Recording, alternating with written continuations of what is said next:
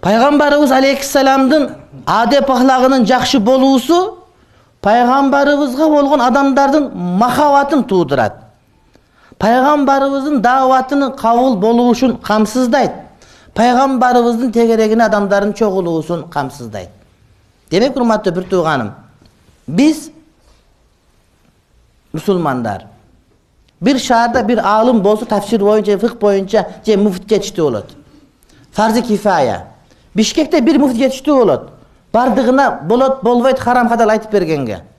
А бирок адамдарды ыйманга чакырган даават ишинде ар бирибиздин мойнубуздагы милдет болот, урматтуу бир тууганым. Ар бирибиздин милдетибиз болот. Демек, ар бирибиз биз милдеттүүбүз пайгамбарыбыздын жанагы алым болушун алынган милдеттүү эмеспиз, бирок дааватчы болгон алганга биз милдеттүү болобуз, урматтуу бир тууганым. Демек, адеп ахлак бизде болуш керек. Адеп ахлак бизде болуп, жакшы кулук мүнөз бизде боло турган болсо, адамдардын бизге болгон махабаты пайда болот.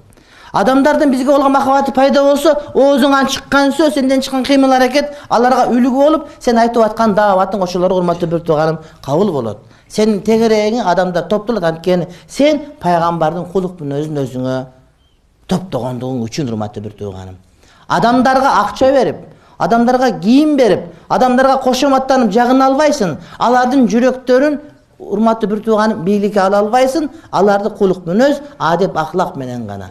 Демек, бул адамдагы, момундагы, мусулмандагы эң чоң курал бул адеп ахлак, жакшы кулук мүнөз болуш керек. Кулук мүнөз, урматтуу бир тууганым, өзүнүн түшүмүн берет 2 эсе. Кандай чекесе, кимде ким адамдарга мамиле кылса, Алладан үмүт кылып, жана акыретти үмүт кылып. Эгерде антпай үмүт кыла турган болсоң, бир эле сооп, адамдардан жакшылык эле көрөсүң. Ой, ушул жакшы киши деп.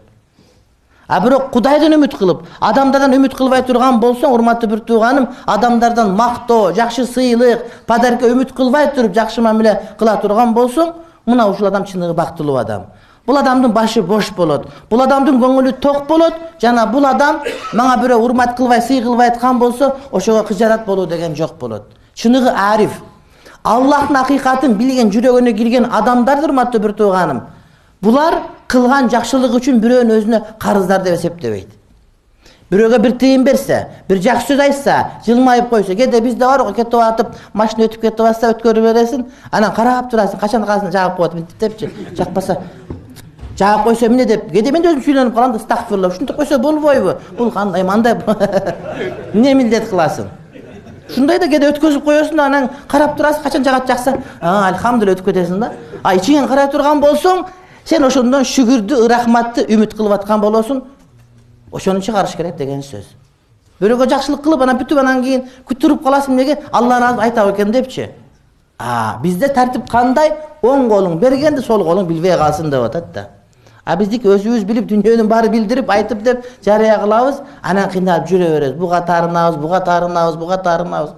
Бир чоң байлар бар, бизде байлар көп, Кудайга миң мәртебе шүгүр, барып таксырым, ушундай кылып койсоңуз, ушундай кылып койсоңуз жакшы болот десе, ага 1000 жолу кылдым, бир рахмат деп койгон жок дейт да.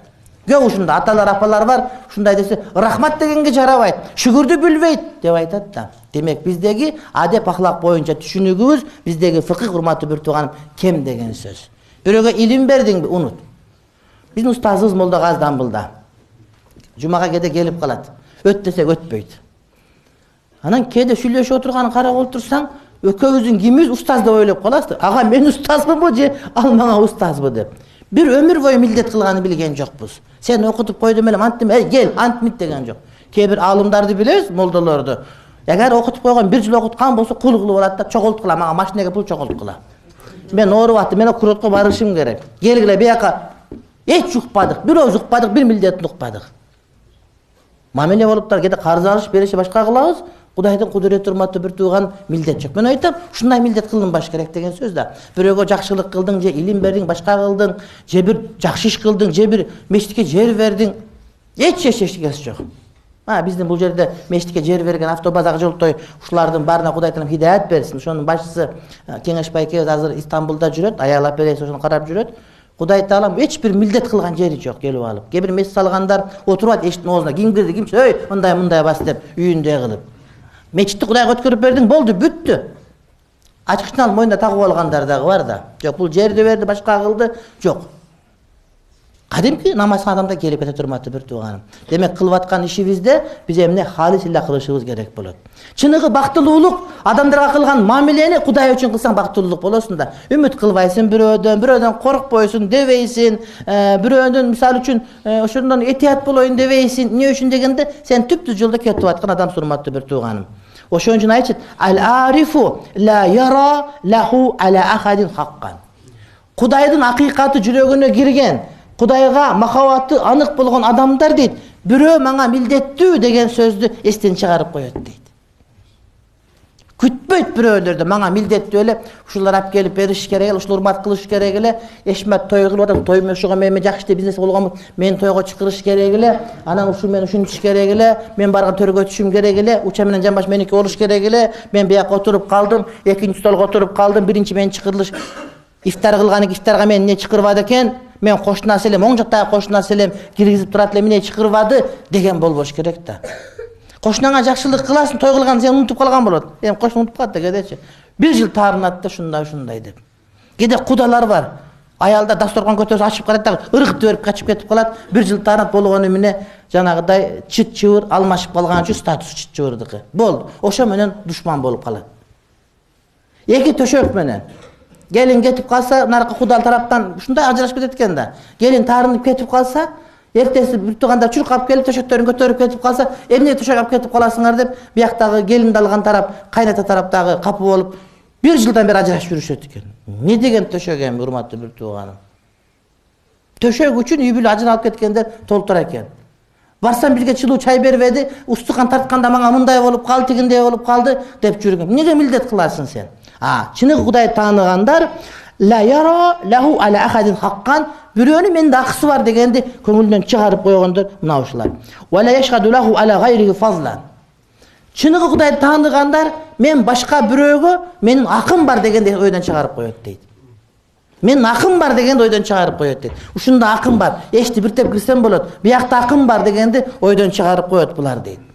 Бирөөгө мен фазилеттүү болгом, ага айкөлдүн көтүткөм, мен ага жакшылыгын кылгам деп, ошо милдет кылган жокко чыгарып коет дейт. Вализалика ла юатибу. Ошон үчүн бул адамдар бирөөнү жемелебейт. Эмнеге бирөөнү жемелейсиң? Өткөрүп койгонуң болгон үчүн да. Эй бала, жакшы оку деп урушасың, эмнеге? Окуга өткөзүп койгонсуң, пара бергенсиң, же башка бир нерсе кылгансың. Эй бала, андай кылды, урушат мисалы, урматтуу бир тууганым. Жок. Бул адеп берген сабактан башка, урматтуу бир тууган. Бирөөгө кылган жакшылык үчүн мен акым бар деп бирөөлөр жемелейт, булар жемелегенди билбейт. Вала юталип, бирөөдөн бир нерсени доолобайт дагы. Эй бала, илгери сен жаңы келгенде жашагансың, бизди сен окуткан мен. Мени карап тур деп ушундай бар да. Кээ бир бай келип барсам таарынып калат. Эмнеге? Врачка таарынып калып, чоң болуп кеткен, депутат болуп кеткен, башка болгон. Илгери шаарга келгенде орус жашатпай үйүнө. Мен үйдө баккан болчумун ушуну дейт да. Ошону милдет кылып, ошого таарынып жүргөн эжелер, жеңелер, таежелер, таекелер море толтура. Неге? Булар бирөөлөрдөн талап кылат. Анткени булардын кылган эткени соопчулук үчүн эмес болгон. Бирөөлөр да бар кээде. Мен намаз үйрөткөм буга. Намаз үйрөтсөң, намаз эми Кудай үчүн үйрөттүң да.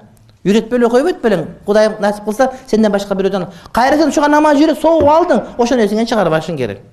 Вала юдарип, бирөө менен мушташпайт дагы.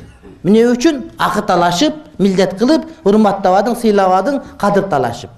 Мусулман эмес ааламда ушул толтура, а мусулман ааламда бул нерсе жок, урматтуу бир тууганым. Жакшылык кылып коет, эртеси жаңы көрүп аткандай маселе. Эми кыргыз жакшы сөзү бар.